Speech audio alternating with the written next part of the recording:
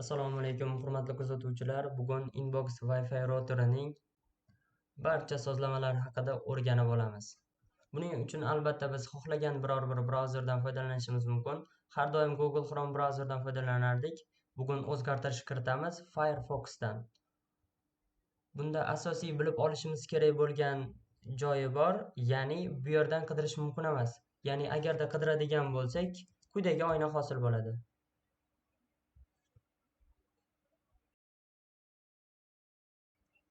Albatta bizga bu holat kerak emas. Shuning uchun bu yerdan emas, bu yerdan qidirish kerak.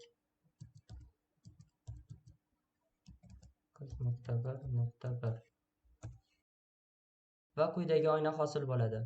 Username va passwordga user deb kiritiladi. Kichkina harfda albatta. Passwordga ham user.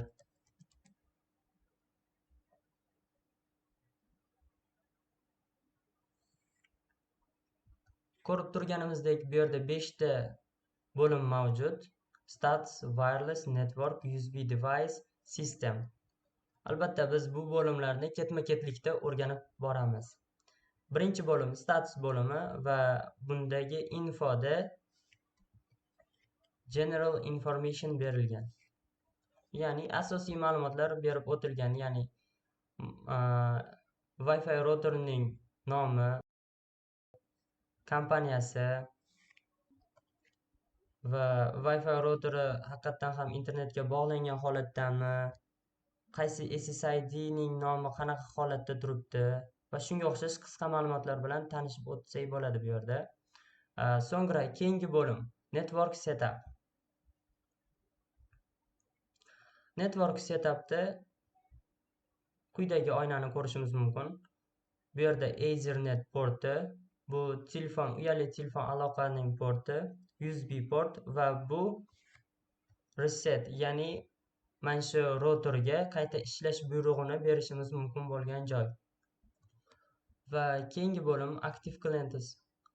Biz bu bo'limda qanaqa qurilmalar hozirgi vaqtda internetdan foydalanyapti, ya'ni mana shu router orqali foydalanayotganligini bilib olishimiz mumkin. Kompyuter, telefon va yana telefon.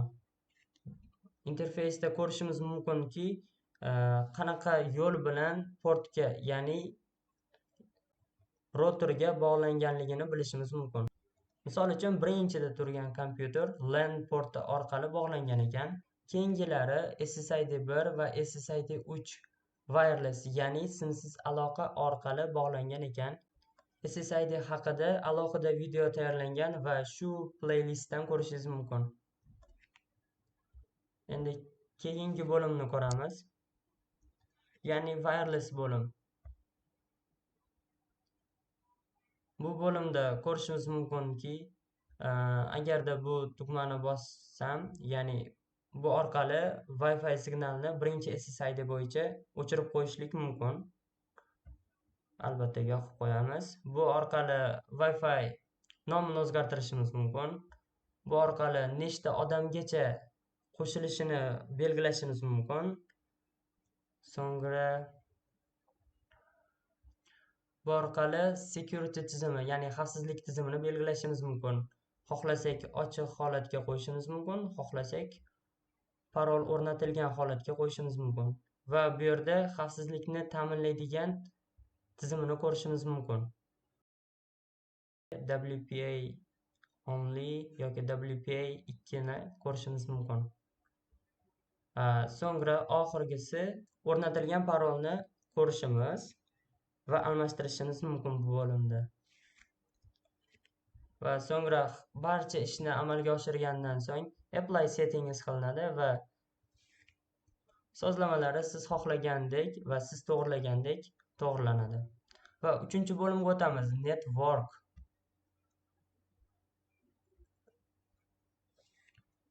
Bu bo'limda port mapping ga o'tamiz. Va bu yerdan biz nima qilsak bo'ladi? Albatta biz bu yerda barcha simli va simsiz aloqalarni uzib qo'yishimiz va boshqarishimiz mumkin bu yerdan. Misol uchun, birinchi SSID ni o'chirib qo'yish uchun edit qilinadi. Birinchi portni o'chirib qo'yishimiz mumkin yoki LAN portini yoki birinchi SSID, uchinchi xohlagan SSID yoki portni o'chirishingiz mumkin bu yerdan. Misol uchun ikkinchi SSID ni o'chirib ko'ramiz. Wireless add apply. Va endi ikkinchi SSID ishlamaydi. Ya'ni internet ishlamaydi unda. Qisqacha qilib aytganda, ikkinchi SSID orqali tarmoqqa ulanish uzib qo'yildi. Ishonamanki, bu bo'limda deyarli barcha ma'lumotlarga ega bo'ldik. Kerakli va qisqa ma'lumotlarga. Va DHCP server bo'limidan o'rganishimiz kerak bo'lgan narsalar quyidagicha. Ya'ni biz bu bo'limda qaysi kompyuter yoki qurilma necha soatdan buyon Wi-Fi dan foydalanayotganligini ko'rishimiz mumkin. Albatta, routerda teskari hisob boshlanadi. Bu yerda eng ko'pi bilan bitta bog'langan qurilma 1 kungacha bog'lanadi. Undan keyin avtomatik uzib qo'yiladi yoki qayta hisob boshlanadi. Bu yerda hisob sekund hisobida bo'ladi. Shuning uchun bu yerda katta raqamni ham ko'rsak, ajablanmasak bo'ladi. Misol uchun, meni kompyuterim 78497 sekundi bor. Ya'ni shuncha soat yana bog'lanib turish imkoniyati bor. Albatta, dastavval men aytib o'tganimdek, teskari hisob boshlanadi. Teskari hisob nechadan boshlanadi? 86400 sekunddan boshlanadi.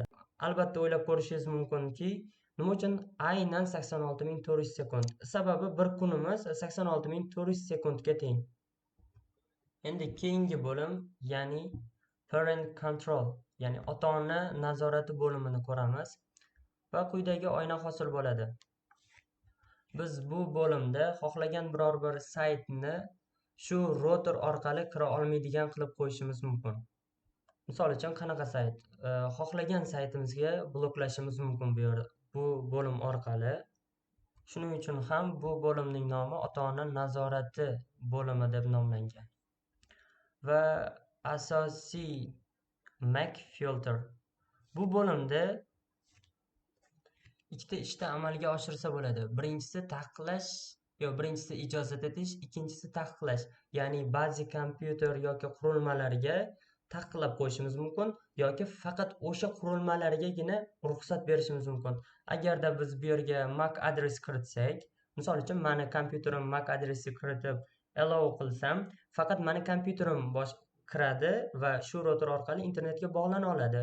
Agarda men Deni belgisini belgilasam, only Deni qiladigan bo'lsam, faqat meni kompyuterim kira olmaydi internetga, boshqa xohlagan qurilma foydalana olishi mumkin bo'ladi.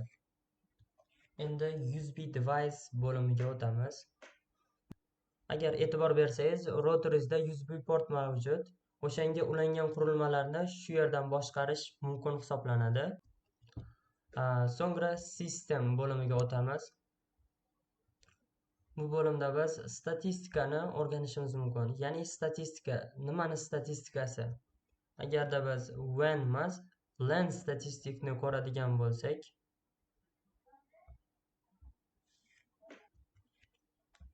quyidagi hosil bo'lgan oynada LAN 1, ya'ni men kompyuterim bog'langan va qancha megabayt sarf qilgani bu yerda bayt hisobida bo'ladi. Va wireless 1, wireless 2 va wireless 3 orqali qancha megabayt sarf bo'lganligini ko'rishimiz mumkin. Bu yerdan keling tekshirib ko'ramiz received va transmitted ni. Qancha qabul qilgansiz va qancha hajmda jo'natgansiz. Birinchi qabul qilganimizni tekshirib ko'ramiz, ya'ni kompyuterimda qancha megabayt sarflanganligini. Buning uchun biz internetni kalkulyatordan foydalanamiz. Byte to megabyte. Chunki boyaga statistika byte bo'yicha hisoblaydi. Kopiya qilamiz.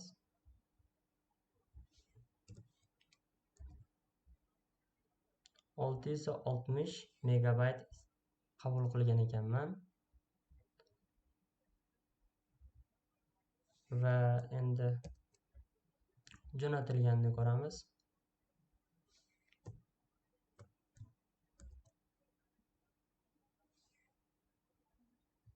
Albatta, shu orqali o'zingiznikini hisoblab ko'rishingiz mumkin.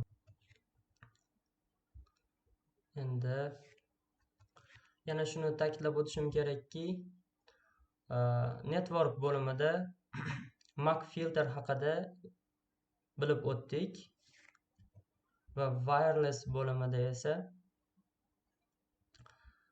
SSID haqida,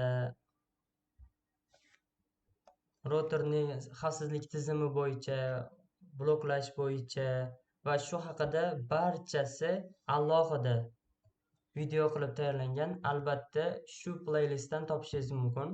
Agarda Wi-Fi'ingizda yashirmoqchi bo'lsangiz, bu tugmani bosishimiz kerak. Lekin albatta u haqida to'liqroq ma'lumotga ega bo'lsak, biz uchun yaxshiroq. Chunki bu tugmani bosganimizdan so'ng kompyuter yoki telefon orqali bajarayotgan bo'lsangiz, chiqib ketishi va keyin qayta siz bog'lana olmasligingiz mumkin. Shunaqa baxtsizlik hodisalarini olish maqsadida to'liq ma'lumot ko'rsatilib, berilib o'tilgan u videolarda. Shu orqali barcha ma'lumotga ham ega bo'lib bo'ldik. Agarda qo'shimcha savol va takliflar bo'lsa, kommentariyada qoldiring. Hozircha xayr, salomat bo'ling.